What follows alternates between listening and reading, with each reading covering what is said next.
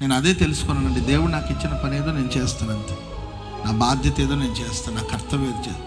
ప్రతిఫలం నేను ఆశించను. ప్రతిఫలాన్ని ఆశించి నేను ఏ పని చేయను. నాకు ఇచ్చిన పని నేను చేశాను. మనుషులు మెచ్చుకొని మెచ్చుకోకపోని, ఘనపరచని అవమానపరచని నాకు సంబంధం లేదు. నా బాధ్యత సేవ చేయడం నా బాధ్యత, వాక్యం చెప్పడం నా కర్తవ్యం, ప్రార్థన చేయడం నా బాధ్యత, ప్రజల కోసం ప్రార్థన చేయడం నా బాధ్యత. నా కర్తవ్యం నేను చేస్తానంతే.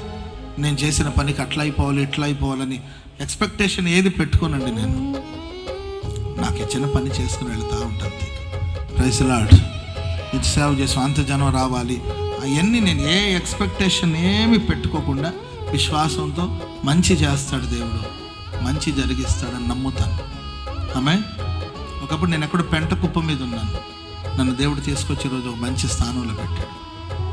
ఒక పెంట కుప్ప మీద పడిన స్థితి, తృణీకరించబడిన స్థితి, అవమానపరిచేవాళ్ళు, ధిక్కరించేవాళ్ళు, తృణీకరించేవాళ్ళు, అలాంటి హీన స్థితిలో బతుకుతున్న నన్ను, పెంట మీద పురుగులాగా పెంట కుప్ప మీద పడిన నన్ను దేవుడు తీసుకొచ్చే రోజు నన్ను ఒక మంచి స్థానంలో 10 మందికి ఆశీర్వాదకరంగా 10 మందికి దేవుని మాటలు చెప్పే స్థానంలో ప్రభు నన్ను పెట్టాడు.